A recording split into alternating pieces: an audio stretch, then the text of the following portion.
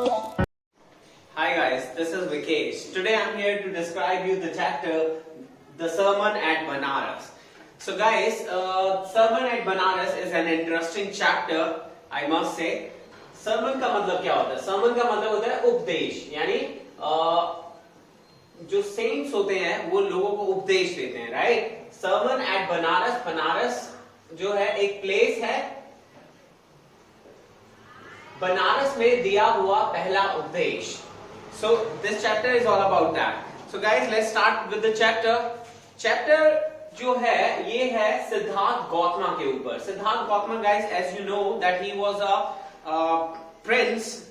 There was a prince named Siddharth Gautama who later on became Gautam Buddha. जो Buddhism religion के जो प्रमुख माने गए हैं वो हैं गौतम बुद्धा. So, जो ये सिद्धार्थ गौतम है ये एक राजकुमार था. तो किस तरह इसकी जर्नी स्टार्ट हुई और he became Gautam Buddha. Let's start with that. So Gautam Buddha began his life as a prince. उन्होंने उनका जो लाइफ जो स्टार्ट हुई वो एक प्रिंस की तरह हुई. वो एक जो है रॉयल फैमिली में पैदा हुए, एक अच्छे किंगडम में पैदा हुए. वहां के वो एक राजकुमार थे, प्रिंस थे. देन एट 12 जब 12 साल की उम्र हुई तो ही सेंट अवे फॉर स्कूलिंग. उनको स्कूलिंग के लिए भेज दिया, गुरुकुल भेज दिया, स्कूलिंग पढ़ाई के लिए भेज दिया, जहां पे उन्होंने हिंदू स्क्रिप्चर्स, सेक्रेड स्क्रिप्चर्स की पढ़ाई की. जैसे हमारे Ramayana, Mahabharata, Rigveda, Yajurveda, different type of Vedas, वहां पे उन्होंने उस चीज की पढ़ाई की. When he came back after that, later on after 4 years उनकी शादी कर दी गई. He got married. बहुत अच्छी लाइफ उनकी चल रही थी. उनको कोई किसी चीज की कोई प्रॉब्लम नहीं थी. अच्छा हर चीज की उनको जो फैसिलिटीज प्रोवाइड थी, because he was a prince, right?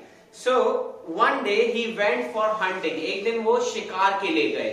वहां पे उन्होंने बाहर निकले अपने राज्य से, कुछ चीजें नोटिस की जिससे उनकी लाइफ जो है पूरी चेंज हो गई. तो वो मैं आपको बताना चाहूंगा what are those things. Let's start with that.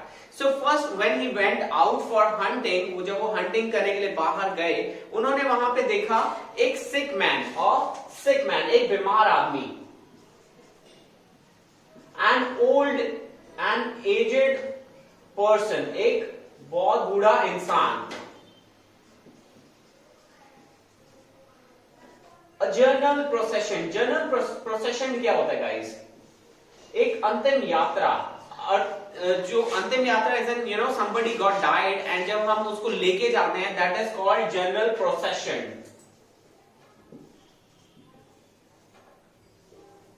और लास्ट में उन्होंने देखा a monk who was begging,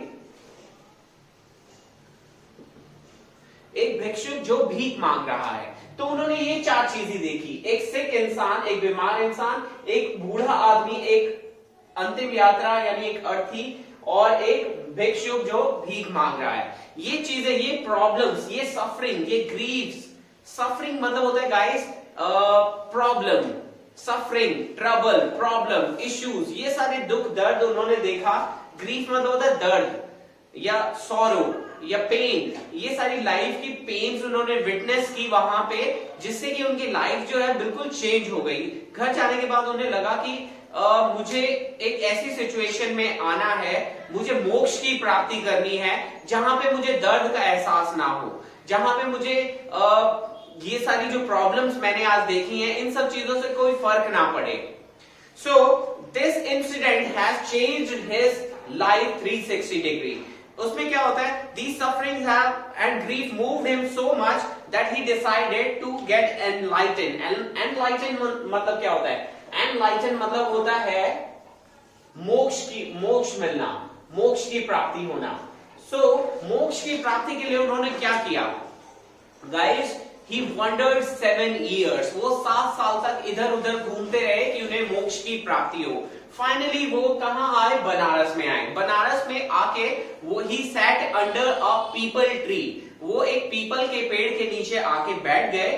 उस पीपल के पेड़ को बोधि ट्री भी बोलते हैं. गाइस, ये क्वेश्चन भी बन सकता है आपका कि what is that tree name. उसको हिंदी में बोधि ट्री बोला गया है, इंग्लिश में उसको ट्री ऑफ विजडम बोला गया है. So please please remember this small points also. Great. तो ये होने के बाद उन्होंने 7 दिन वहां पे बैठ के कड़ी तपस्या की और 7वें दिन पे उनको मोक्ष की प्राप्ति हुई। उनके अंदर का जो एक अंधेरा था या एक जो कनेक्शन था to God, he got connected to God actually, और उनको एनलाइटन जो है वो महसूस हुआ।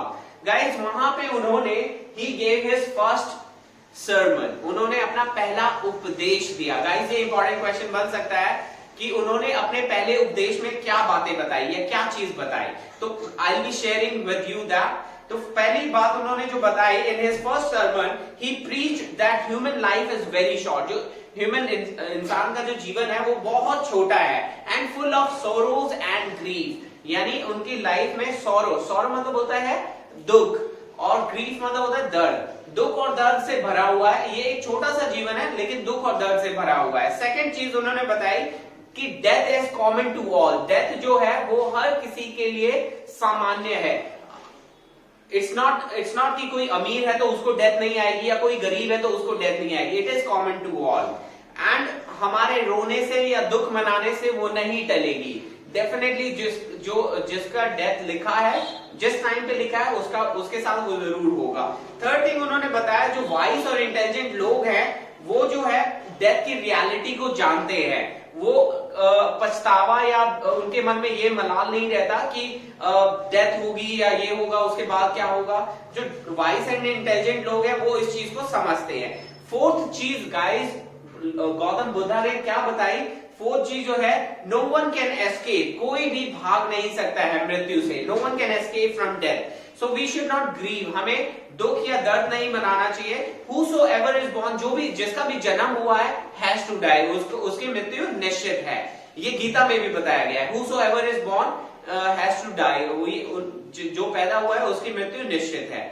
तो ये तो था फर्स्ट पार्ट। गाइस ये 5 नंबर का 2 क्वेश्चन इसमें बन सकते हैं। एक तो उनका पर्सनल जीवन किस तरह, एक सिद्धार्थ गौतम नाम के राजकुमार से उनका लाइफ जो है गौतम बुद्धा सेंट वो बन गए, एक इस पे क्वेश्चन बन सकता है। सेकंड क्वेश्चन बनता है कि किस तरह उन्होंने अपना फर्स्ट जो उनकी प्रीचिंग थी, प्रीचिंग मतलब गाइस प्रीचिंग का मतलब होता है टीचिंग, कि क्या क्या उन्होंने शिक्षा दी। जो उनका फर्स्ट सर्मन था, फर्स्ट उपदेश में उन्होंने क्या क्या चीजें, तो ये जो 4 बातें मैंने आपको बताई है ये आप उसमें मेंशन कीजिएगा, and I am sure you will be getting full marks out of that. Now एक इस चैप्टर का एक और सेकंड स्टोरी बनती है जो कि बहुत छोटी सी है, वो मैं आपके साथ शेयर करूंगा।